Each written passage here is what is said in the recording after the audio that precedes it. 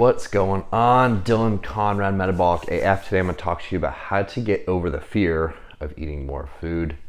If you are watching this on YouTube, please like, subscribe, turn notifications on Spotify, iTunes, hit that bell button, leave a review. All helps the algo. Yeah, I sound hurt. I look hurt.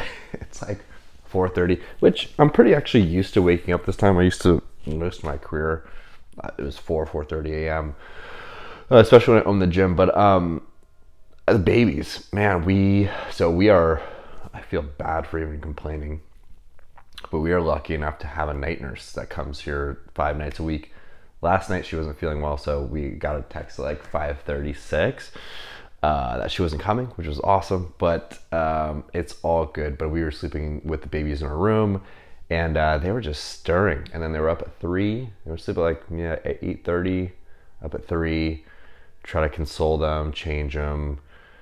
All that stuff didn't work, so we gave him a little feed, and then Ali's sleeping still, hopefully. But I was just like trying to sleep, and they were grunting, and I feel like they were like talking to each other with like cries.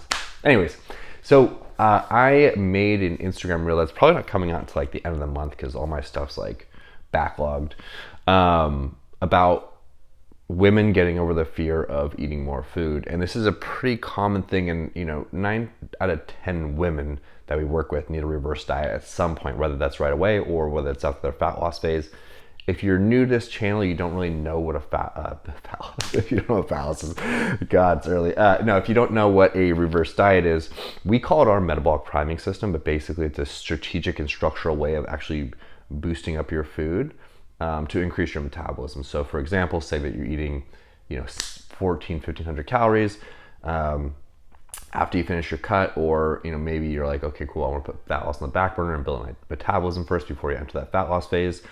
You basically like slowly, maybe 50 to 100 calories up, boost the food up, and you want to keep this weight the same. So how we do it, we have our clients weigh themselves every single day, and we compare that average from week to week, because as a woman, I've talked about this a million times, but you're going to fluctuate so much day to day. The better thing to do is to get your weight daily and compare this to week. And it also does desensitize you to the scale, because you're on it every single day. It's just, you just like disconnect and like stop caring about what your weight is. So it makes you more process oriented, more growth mindset oriented. Where was I going with that? So basically, as long as those averages from week to week aren't more than 0.2 pounds up. So for example, if a woman weighed at like 135 and then the next week she was 135.2, we'll go up in food. If they go down, which is actually usually the case, like the first 4 to 6 weeks of the reverse diet, typically we do like 12-week blocks of reverse dieting. Then we'll bump them up. The only time we wouldn't bump them up is if the average went up more than 0.2, which does happen because you have food residue, you have water, you have glycogen, you have a lot of different stuff going on to actually make you weigh more, it's not body fat, but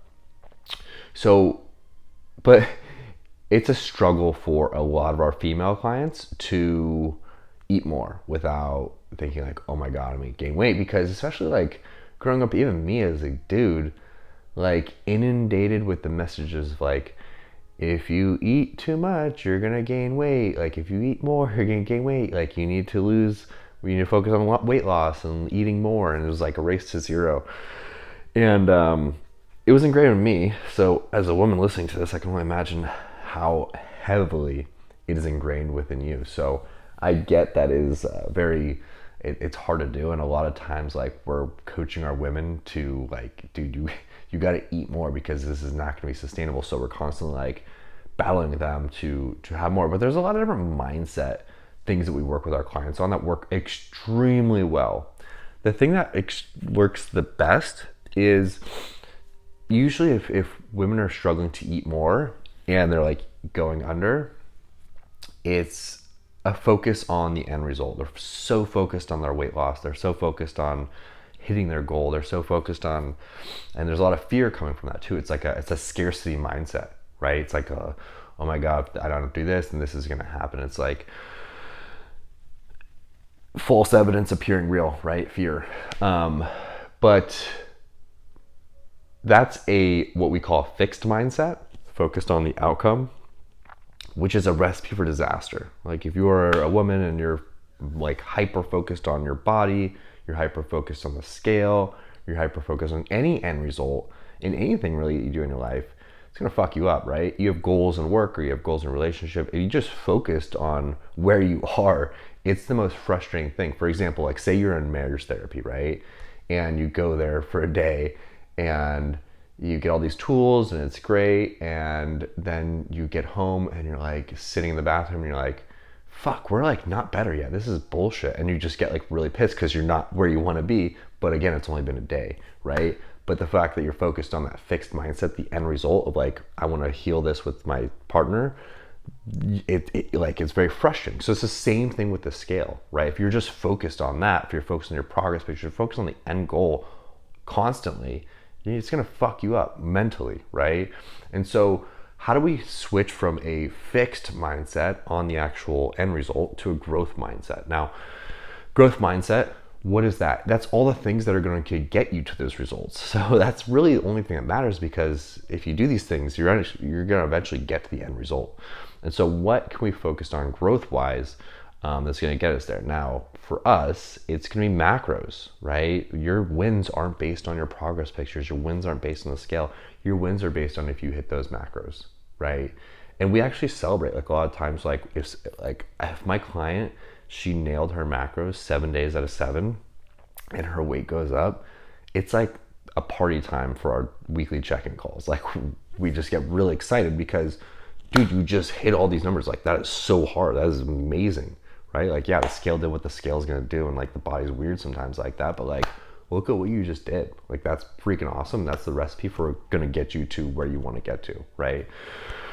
And so that's really all you need to do. It's really that simple. It's just switching from a fixed mindset, right, to a growth mindset. It's like, did I check all these boxes that are going to put me in the best position, you know, to hit my goals, to really build up my metabolism with reverse diet?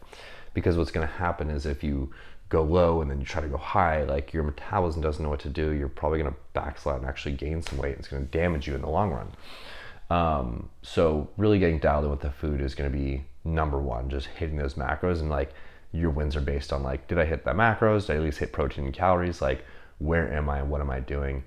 And really just focusing on, okay, if I didn't, right, what can I do tomorrow? Like I like to do this. I give this to a lot of my women at the end of the day. I want you to journal out. I want you to like take your notes section on your phone. What went well? What worked, right? What didn't go well? What didn't work? What is one limiting belief that you need to smash through?